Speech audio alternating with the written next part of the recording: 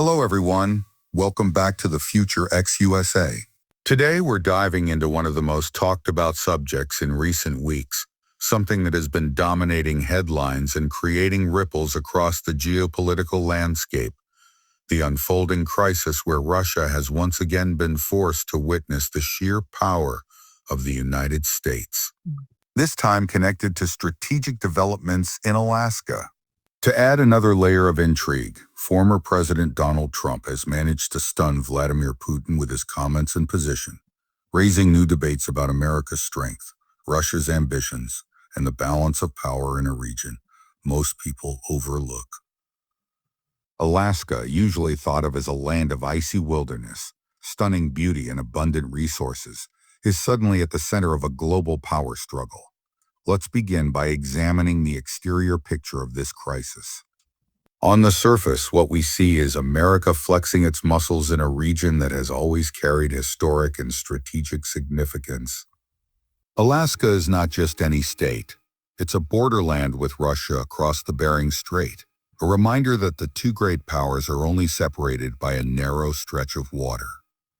When the United States increases military activity, runs exercises, or deploys advanced systems in Alaska, Russia takes notice immediately. This exterior view is the first impression of the crisis. The United States reminding the world that it holds the upper hand in technology, in positioning, and in its ability to project power at will.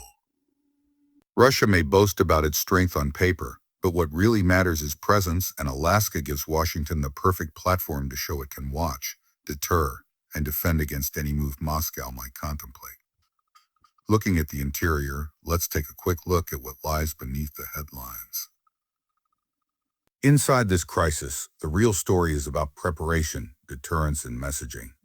America is not just showing off hardware or aircraft. It is sending a clear message of resolve.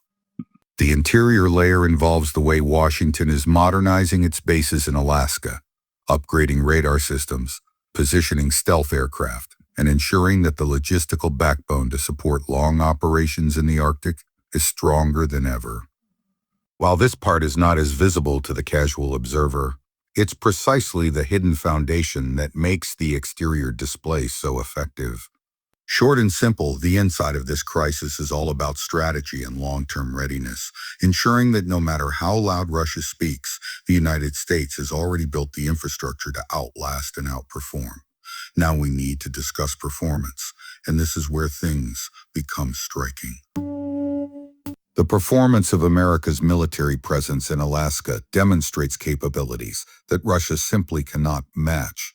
From the ability to launch long-range bombers that can reach almost anywhere in the Northern Hemisphere, to the cutting-edge F-35 fighters that are now stationed there, the performance factor is overwhelming. These are not just tools of defense, they are instruments that symbolize dominance. Russia has tried to showcase its own Arctic strength with nuclear-powered icebreakers and submarine patrols. But when it comes to the raw effectiveness of rapid deployment, surveillance, and precision strike capability, the United States remains leagues ahead. Performance in this sense is not just about machines, but also about alliances.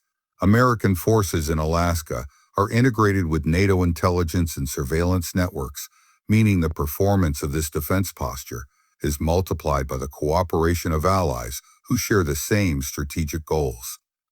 When we evaluate safety features in this crisis, the conversation becomes about deterrence and protection. The safety factor lies in Alaska being both a shield and a signal.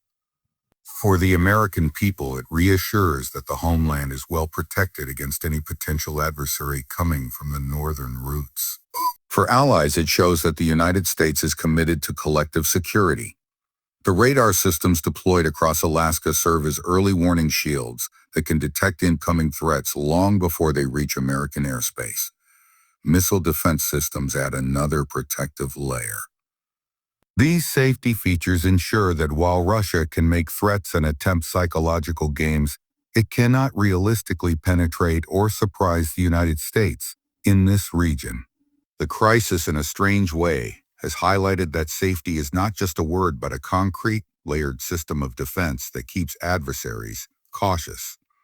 The unique selling points of this crisis are clear when we step back and ask, why does this story matter more than countless other geopolitical disputes? First, it reminds the world of Alaska's importance. For decades, many have thought of it as a remote frontier, but in reality, it is a front line of power. Its geography makes it America's closest point to Asia and Russia, and its resources make it a treasure chest for energy and defense logistics. Second, the unique selling point here is the symbolism. Every time the United States shows its hand in Alaska, it is more than a local maneuver. It is a global signal that Washington still holds the reins of power and can checkmate Russia without even stepping into Ukraine. Third, the Trump factor adds another layer. Regardless of whether one agrees with his politics, his ability to surprise Putin with statements that resonate both at home and abroad makes this crisis more than just a matter of military maneuvers. It turns into a theater of influence where rhetoric and perception carry as much weight as aircraft and missiles. Speaking of price, we must address the cost of such power. Maintaining such a strong presence in Alaska is not cheap. Billions are spent each year upgrading bases, running operations, and ensuring that personnel are trained for the harsh conditions of the Arctic. The price of dominance is high, but the price of weakness would be far higher. For Russia, the economic burden of trying to match America in this arena is staggering, and it shows. Moscow's economy, already strained by sanctions and war expenses in Ukraine, cannot realistically keep pace with the investment Washington pours into Alaska. For the United States, the financial cost is framed as insurance, pay now, and you ensure peace and security for decades. For Russia, the price is humiliation and the realization that its threats often fail to translate into real deterrence. In conclusion, what does this crisis tell us? It shows that once again, when tested, the United States demonstrates power in ways that its rivals cannot ignore. Alaska, often underestimated, stands as a cornerstone of that strength. Russia may talk loudly, but the practical reality is that its moves are constrained, its reach limited, and its ability to counter America in Alaska almost non-existent. Former President Trump's stunning remarks only amplified the message, reminding the world that American leadership, regardless of political divisions at home, continues to be a force that Moscow must reckon with. The exterior of this crisis is about showmanship and visible strength. The interior is about hidden preparation. The performance proves capability. The safety features highlight security. The unique selling points underline strategic and symbolic value. The price reflects the investment required. And the conclusion is crystal clear. In this chapter of global competition, the United States still holds the upper hand, and Russia, once again, is left to watch and wonder.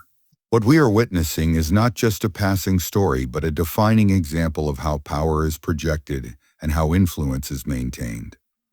Alaska has become a mirror in which Russia sees the limitations of its own ambitions, and the world sees the endurance of American resolve. The crisis may continue to evolve, and leaders may change, but the geography, the strategy, and the lessons remain the same. In the end, this is more than politics, more than military drills.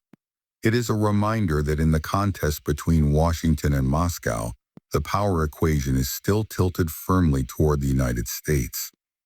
And as long as Alaska remains in America's hands, it will continue to be one of the most valuable and unshakable symbols of that dominance.